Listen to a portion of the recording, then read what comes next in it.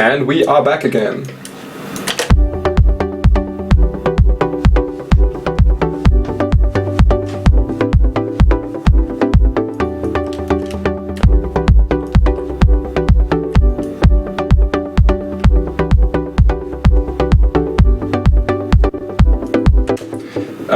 I feel like the scream filter without any resonance or scream has a little bit has a more, I don't know, I like its curve better.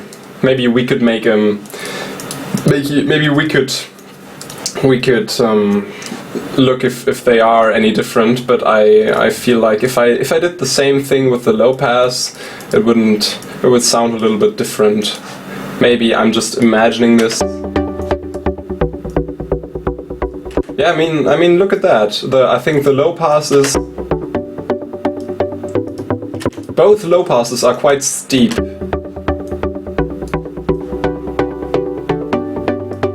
And the scream alone, like it's not that strong, so it keeps a lot of. It's easier to handle. Like to make the same sound with the low pass, I'd have to be really just this small section here.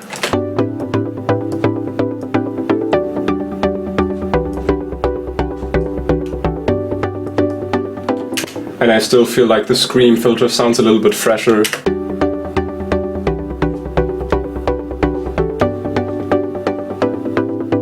So you really got to do different things here to achieve the same sound with both filters.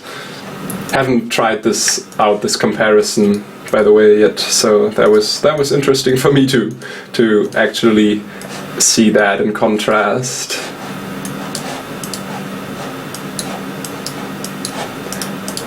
I don't know what I'm doing here, by the way. I'm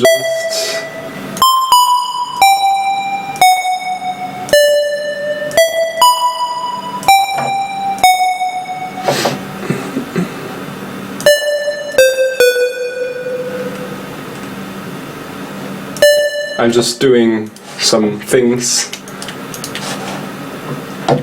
that I think make sense, but who knows?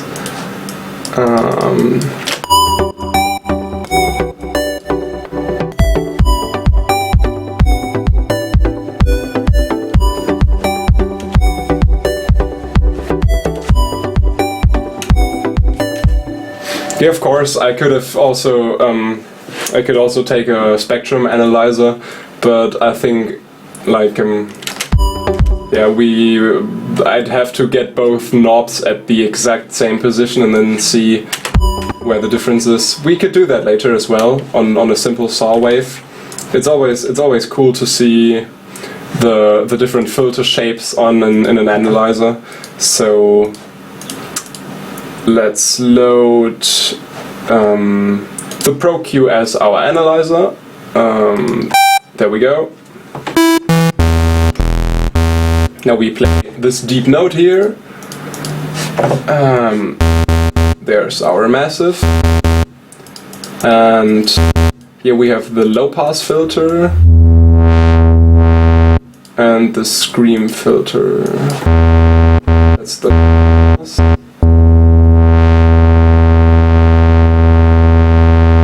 Their general shape doesn't seem that different, but I think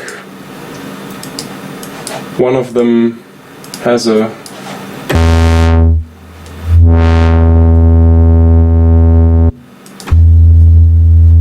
no, it doesn't seem that different now. Then I don't know why the general sound changes so much when I alternate between these two filters here, when they are on the same setting. Mysteries over mysteries. Well, doesn't matter as long as it sounds good.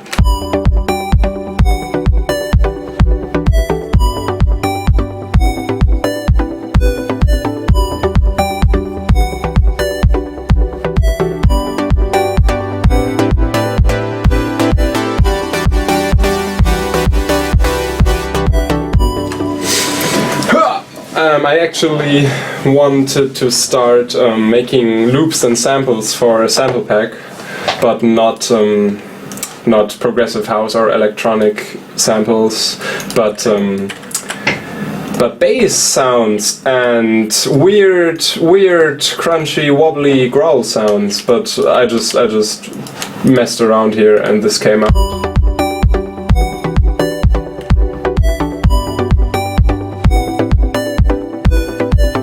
So say goodbye to this, or I'll just move it over here to the back so we can work on some weird sounds.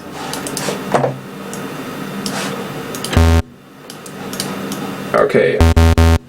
Making weird new bass sounds. I was in parallel mode, I think. I bet I was in parallel mode. I was in parallel mode. Hehe.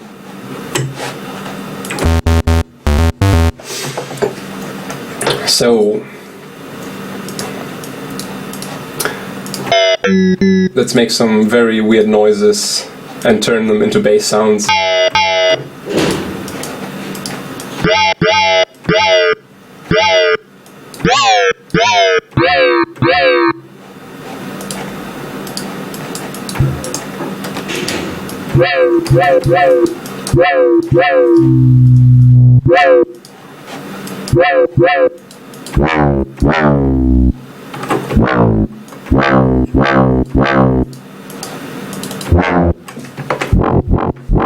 This is going to be very weird for a moment, but we will get somewhere.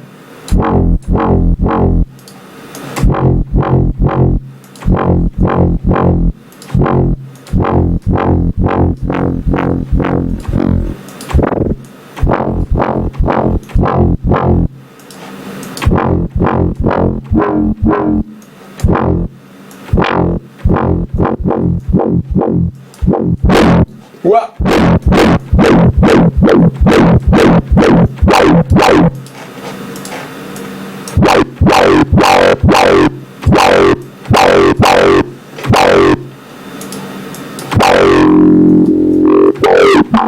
No, that makes no sense.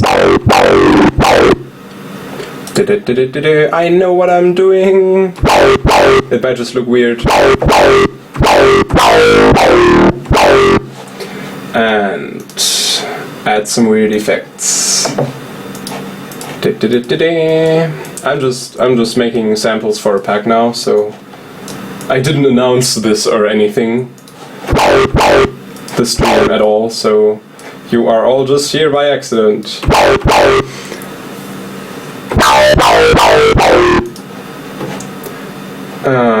So let's put some stuff on this. Oh, why is this off? Why is this not working?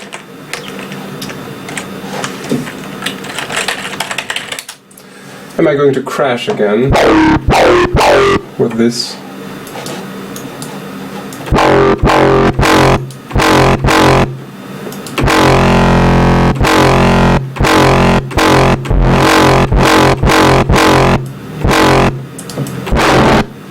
Sounds like an evil noise already.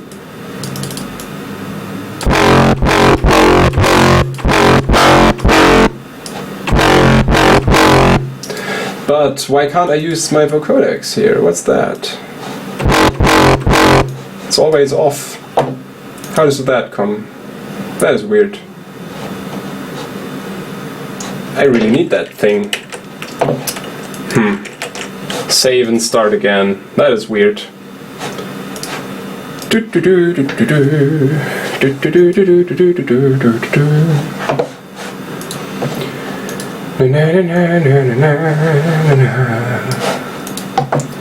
Let's arrange some weird shapes out of this.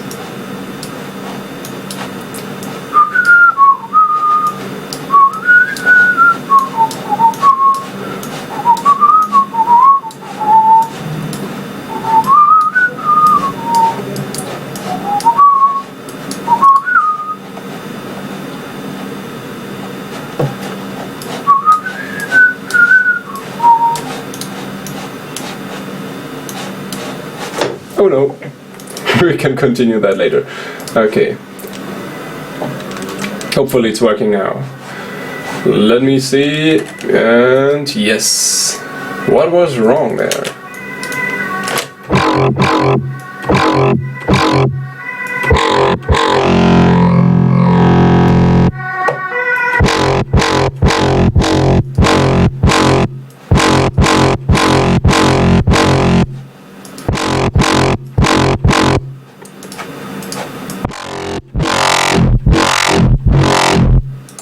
Yeah, I need a movement like that on this.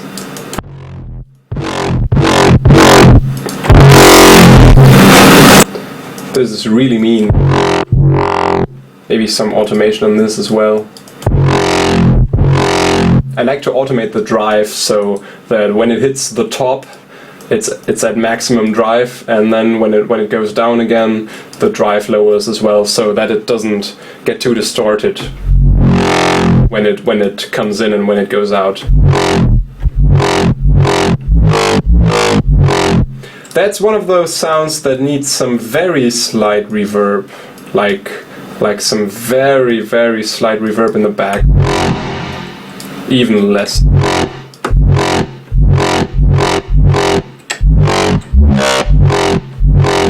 Yes, something like that. Maybe even some chorus, who knows? Let's try it out. Maybe we can automate that as well. And maybe some automation of this. Oh, that's too much. But I also like to automate, just like with the drive, the high shelf here to not just put it here, but to give it some movement. I just tend to believe that this does a different thing that way. Maybe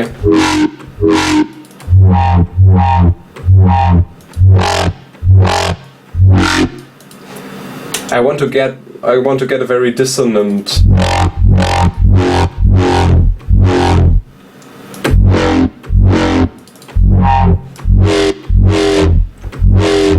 without too much distortion. But then it still needs some kind of freshness at the top, like it's too mumbly this way. So let's split this. So these two oscillators go into the top filter, the other one goes into the bottom filter, and gets a different kind of mangling there.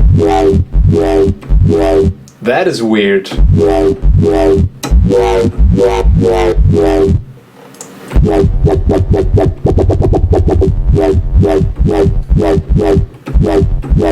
I like that.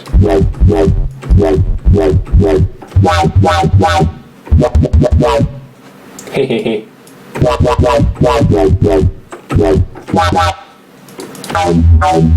Maybe try out some different waves for the LFO.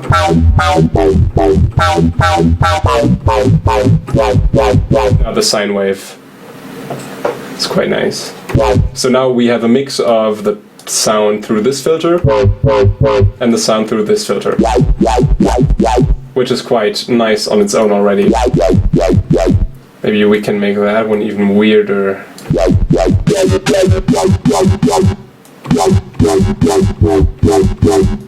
Now that's kind of too sharp. Ah, that is good again.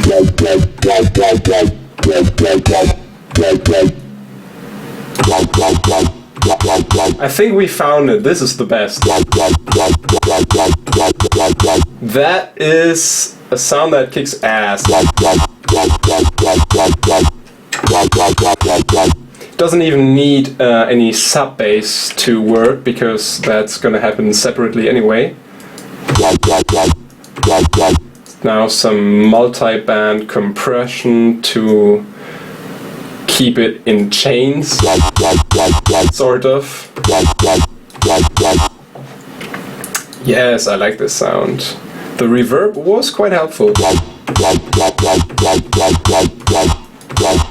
Maybe a little bit darker, yes. Ha! That's a nice sample. So, and then, yeah, when you work on a sample pack, what you then mostly just do is you press a note as long as you want the sample to be, and then you save that, export that as a WAV file, and then it goes into a folder or something. Is the microphone still okay? All working. Wow, beautiful. Still want to try some variations though. I will save the sound so we won't lose it, but I could imagine that maybe we can automate this one here.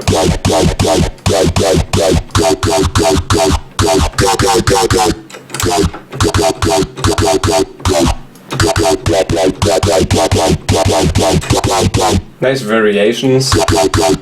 I like this the most. Maybe we can add some noise kicking in with the LFOs. Just for... oh, well, it's dirty enough already, so don't want to overdo it. That's the square on its own. It's really doing all the work there. We could now even, I like to do this most of the times, automate the mix of the two mixers so that the LFO first makes this knob go here when the sound starts, and then make it go to the middle and back to the side, so this mix here gets automated as well.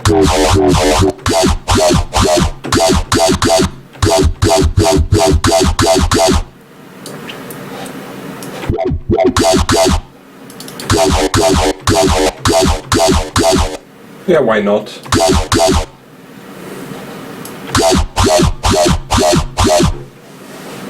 Hehehe.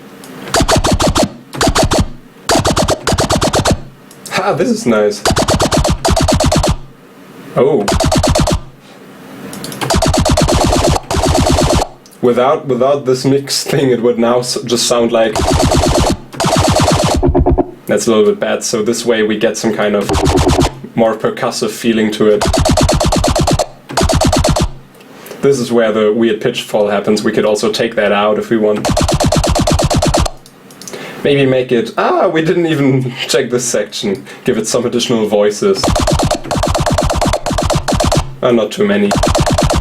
We could even use this pan position here and some detune to make it more stereo wide.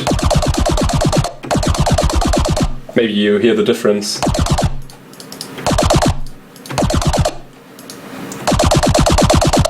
But I like it in this monophonic way. Ah, sweet.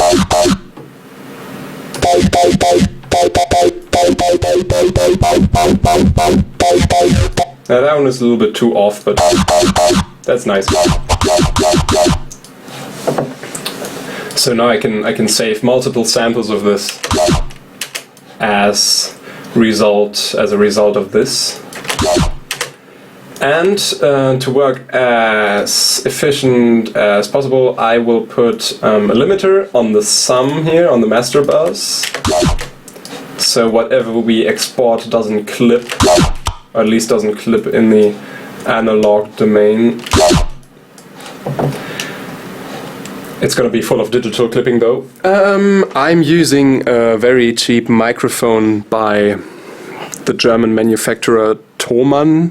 It's called the T-Bone SC1100. I don't know if they still produce this, because it's quite old already. I use it for my vocal recordings, as you might notice now, because if I'm getting really close to it, it sounds quite high resolutive, if that is an adjective.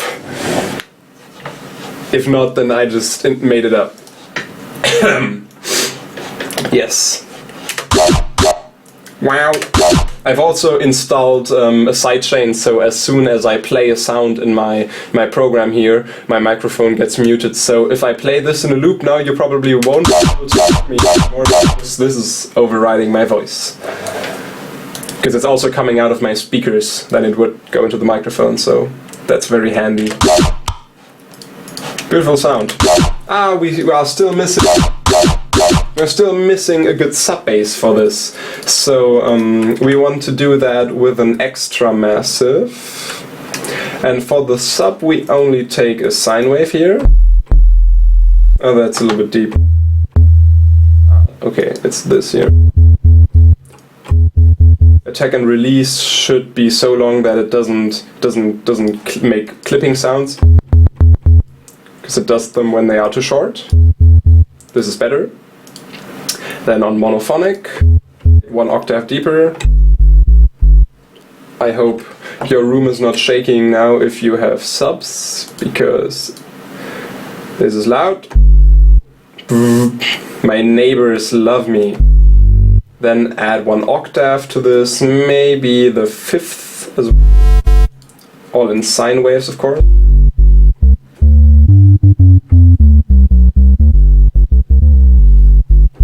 Beautiful. This is quite boomy. And then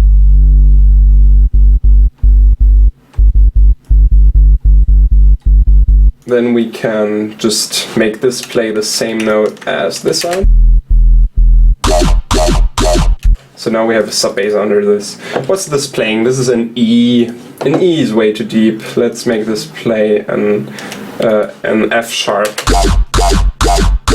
That's better. And the sub could be a little bit shorter maybe. Yeah, that sounds more realistic. Also the main bass should have absolutely no sub at all now, of course. So we will take that away with our equalizer.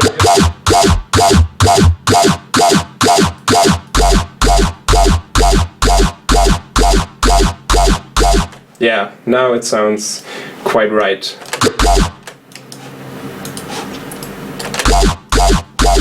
And then we can export this and save this as a file that we can use whenever needed.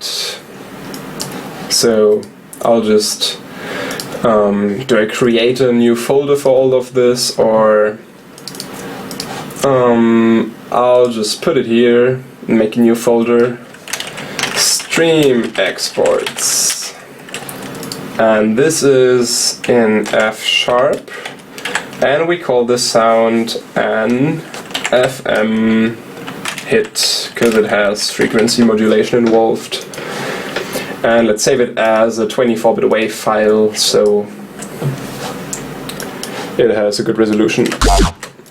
And now we can do some variations, like different LFO,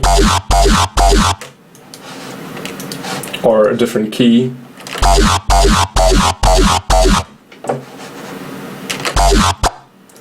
Gonna save this as FM2. Oh. And then maybe turn our DAW speed to dubstep tempo, and let's hold the note for a little bit longer so we can export something like this. Or something like. And for that we of course need the sub bass to do the same movement. So here we would write beautiful. Make them a little bit longer. Yes. That sounds good. Let's check the limiter. I hope we're not running into the limiter too strong. No, that's okay. Save that as number 3. And now I have those saved. Beautiful. I think we had a variation in the sound. Let's load the old one. Nah, I don't like it that much anymore. The new one was better.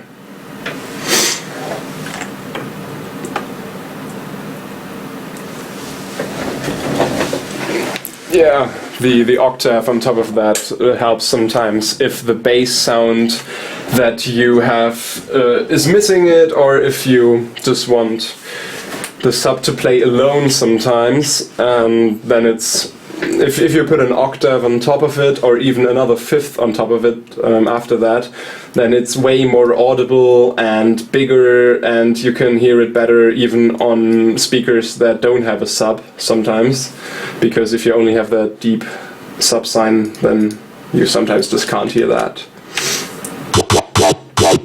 Okay, after we've made that weird sound, want to make a growly like thing. Maybe with 2 bandpass filters parallel, and yeah, I want to do that weird automation thing. So I won't automate anything with an LFO or an envelope now. I will just automate everything with this knob down here that you might see. So this will be growl, and what I'm doing is now is I want to route all my oscillators .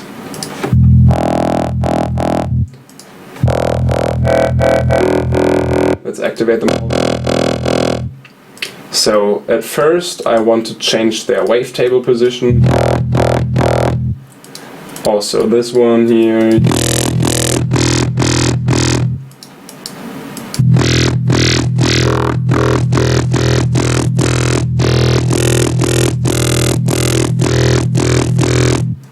Beautiful.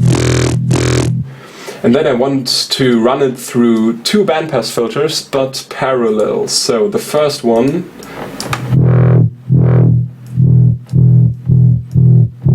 just does something like this. Let's deactivate the vocodecs for a moment. So the first one is quite unspectacular, and the second one down here, it does something like this.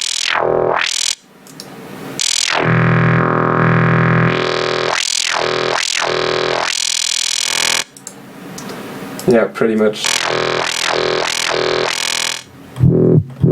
The other one comes from a bottom, the second one comes from the top, and then we fade between those two.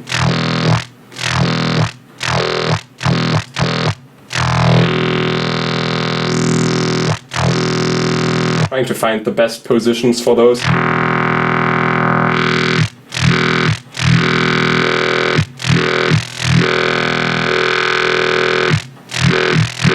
Until you get that growl vowel sound. Then we also add some drive with automation and some dimension expanding, and we could even